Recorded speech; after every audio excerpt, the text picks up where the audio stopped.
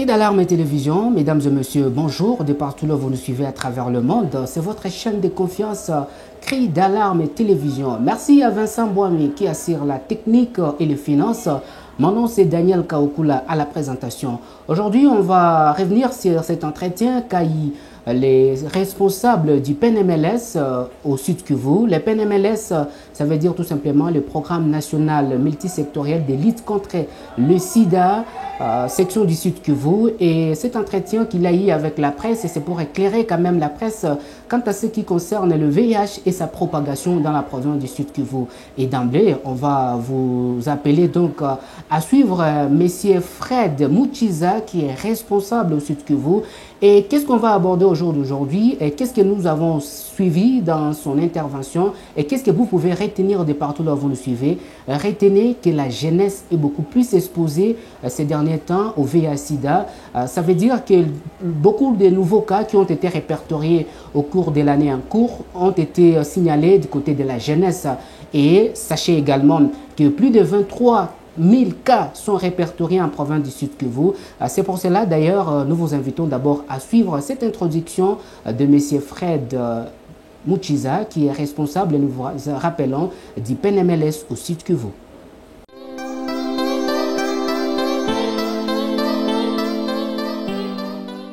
Comme vous le savez, moi je réponds au nom de Fred Muchiza. Je suis le responsable du PNMLS au Sud Kivu. Le PNMLS, c'est le programme national multisectoriel de lutte contre le sida. Et donc, comme vous l'entendez, nous avons la mission de pouvoir lutter contre le sida. Et cette lutte, nous ne la faisons pas seuls. Voilà pourquoi nous avons parlé de la multisectorialité, parce que le PNMLS, c'est un programme multisectoriel, et donc nous faisons la lutte avec tous les partenaires qui nous accompagnent. Et ces partenaires sont des différents secteurs, des différents domaines et des différentes thématiques. Voilà pourquoi nous parlons du programme national multisectoriel. C'est un programme du gouvernement qui a pour mission de coordonner la lutte contre le sida dans notre pays. Alors, pour la petite histoire, nous sommes ici avec vous parce que nous sommes à la veille d'un grand jour pour nous, nous qui sommes activistes dans la lutte contre le sida. Et d'ailleurs, nous profitons de l'occasion pour vous remercier parce qu'avec l'action que vous venez de faire ce soir, cela prouve aussi que vous voulez également vous engager dans cette lutte. Et donc, nous allons célébrer d'ici le lundi 2, parce que la journée tombe le dimanche. Comme vous le savez, le dimanche étant un jour non ouvrable, nous allons, avec l'accord de l'autorité bien sûr, célébrer cette journée le 2 décembre, c'est le lundi prochain. Et le thème pour cette année, c'est les chemins du droit. Et il y a un sous-thème, ça c'est le thème international, et chaque fois qu'il y a un thème international, il y a aussi un thème national. Mais pour l'année 2000, la particularité 2024, c'est qu'au-delà du thème national, qui est les droits des communautés et les communautés à la tête. Qu'est-ce que cela signifie? Cela signifie qu'aujourd'hui, nous voulons ramener la lutte au sein des communautés. Nous voulons que le leadership de la lutte soit pris au niveau des communautés. Pourquoi? Parce que on a constaté effectivement depuis un moment, avec les autres pandémies qui sont arrivées, parlons de la Covid, il y a eu Ebola, et aujourd'hui nous parlons de l'épidémie d'Mpox, on a tendance à négliger le sida et le VIH. Voilà pourquoi cette année, au-delà du thème et du sous-thème que je viens de donner, il y a maintenant un sous-thème. Et les sous-thèmes parlent de communautés en action, des communautés qui doivent prendre en charge la question de la lutte contre le VIH-Sida. Et donc, pour cette année, comme je l'ai dit, avec l'appui de tous nos partenaires que vous êtes, nous avons décidé non seulement de redynamiser encore nos activités, c'est-à-dire redynamiser tous les secteurs en vue d'apporter des réponses par rapport aux différents défis qui sont les nôtres dans le cadre de la lutte contre le VIH-Sida. Je venais tantôt de parler d'un certain relâchement. Ces relâchements, nous l'avons constaté. Pourquoi? C'est parce que les données que nous avons aujourd'hui nous montrent encore qu'il y a encore beaucoup de nouveaux cas d'infection à VIH. La province du Sud Kivu, aujourd'hui, nous sommes au-delà de 23 000 personnes qui sont sous traitement antirétroviral. Mais est-ce que ces personnes qui sont sous traitement antirétroviral sont les seules à avoir besoin de ces traitements? La réponse est non. Mais c'est ces 23 000 que nous avons, c'est tout simplement parce que c'est des personnes qui se sont fait dépister.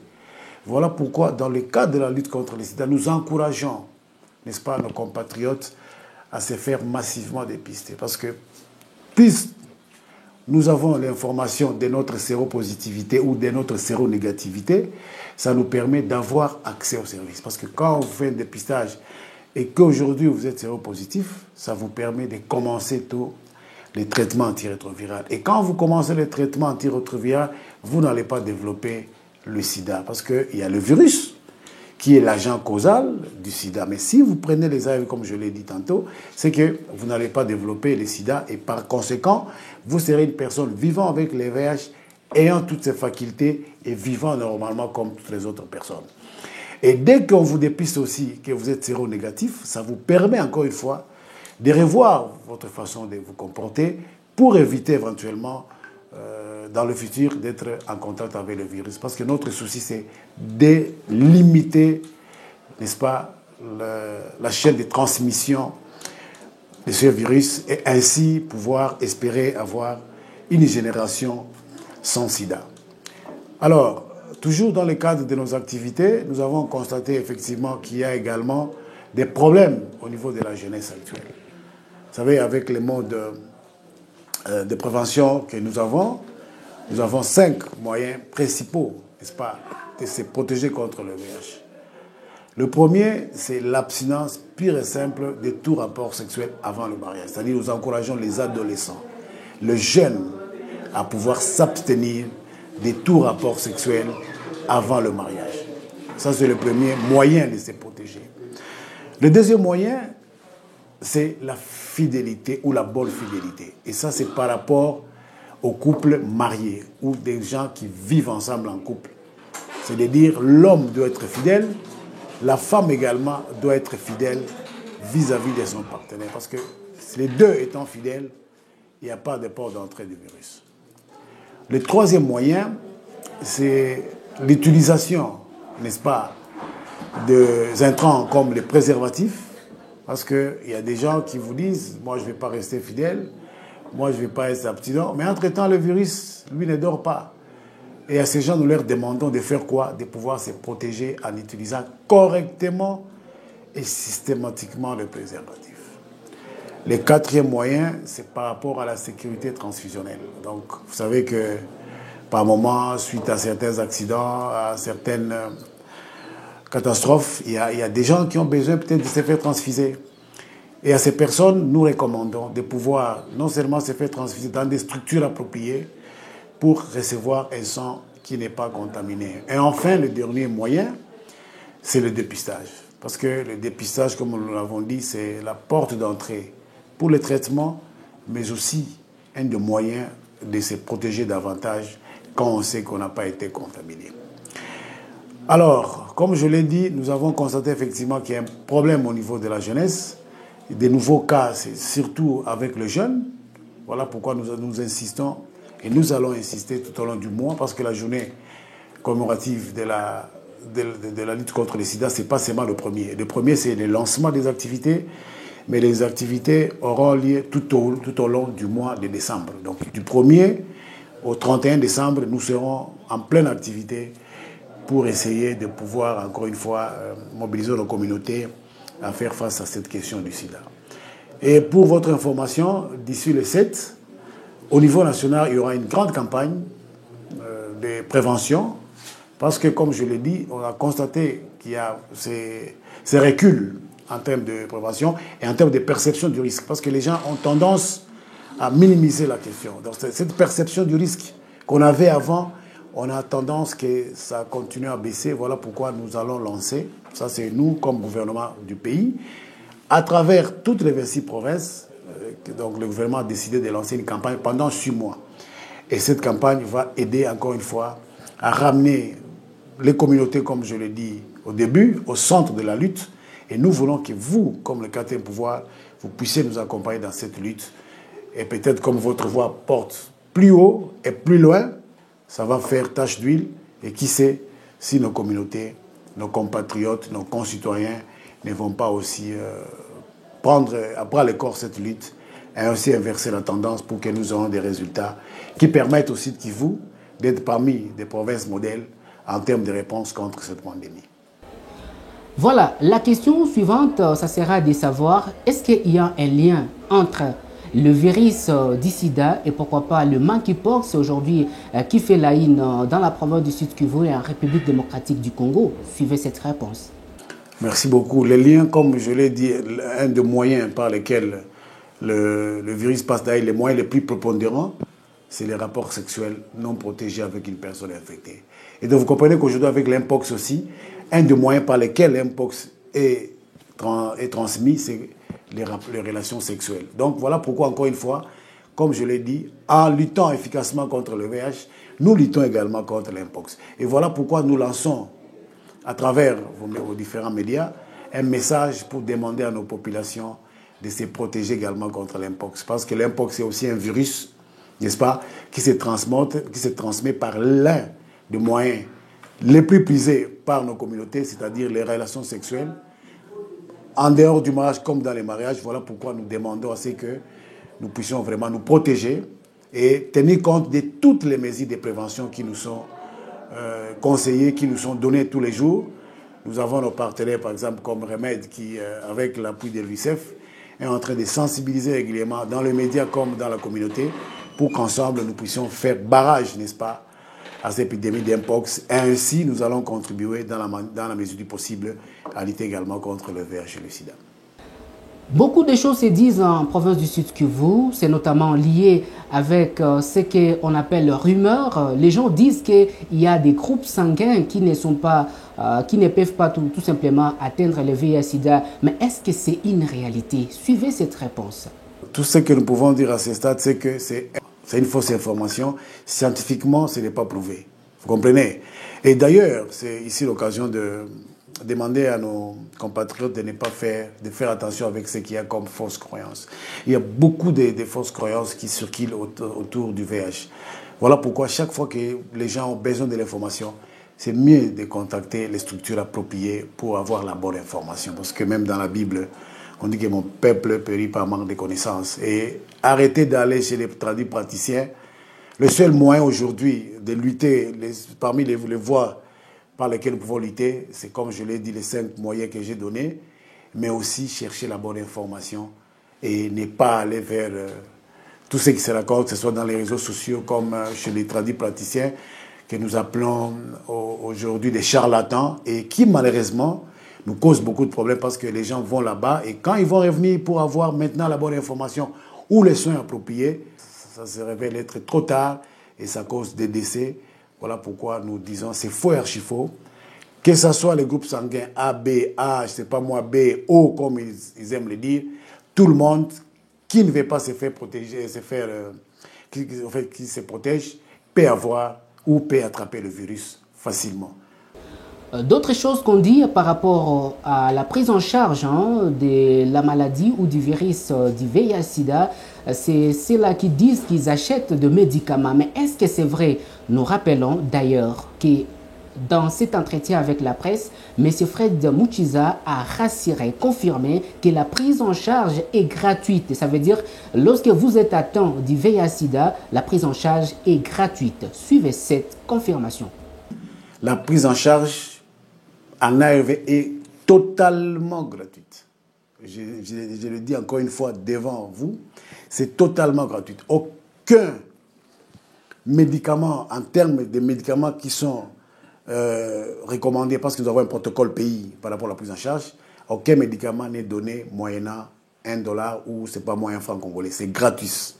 Donc, veuillez encore une fois demander à tous ces compatriotes qui sont entre guillemets victimes, parce que je ne sais pas les confirmer, parce que n'ayant pas toutes les informations quant à ceux, mais tous ceux qui peuvent être victimes de cette forme d'escroquerie, où on leur demande par exemple des frais pour se faire soigner sur le plan médical avec les antirétroviraux, de pouvoir contacter les services du gouvernement provincial. Nous avons le PDMLS, nous avons les PLS, nous avons les autres partenaires sectoriels, de pouvoir nous contacter pour que nous puissions vraiment mettre au état de nuire toutes ces personnes qui ne permettent pas à nos compatriotes d'avoir accès aux services. Parce que notre souci, c'est que nos compatriotes puissent avoir accès aux services et surtout les services de qualité. Voilà, depuis un temps, il se dégage un relâchement, notamment dans la sensibilisation. Mais qu'est-ce qui explique ces relâchements, ici d'ailleurs au niveau de la province du Sud Kivu, en Afrique, pourquoi en République démocratique du Congo? Nous pouvons paraître ou faire comme si nous dormons, mais le virus ne dort pas. Le virus continue à circuler. Et donc il faut dire que c'est vrai, sur le plan international comme sur le plan national, il y a une diminution sensible des ressources. Parce que, comme vous le savez, avec tout ce qui se passe à travers le monde, les guerres en Israël, en Ukraine, par-ci, par-là, ça fait que les gros des bailleurs puissent vraiment diminuer leur appui.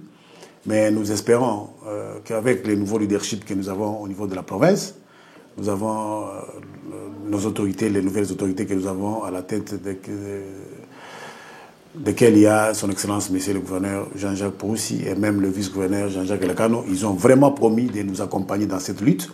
Et nous espérons qu'avec ces nouveaux leaderships, nous allons mobiliser suffisamment des ressources domestiques. Parce que les ressources qui viennent de l'extérieur, c'est vrai, posent des problèmes, mais nous devons à notre niveau réfléchir comment, localement, nous devons mobiliser des ressources. Nous avons commencé un plaidoyer avec le secteur privé, avec les entreprises de la place.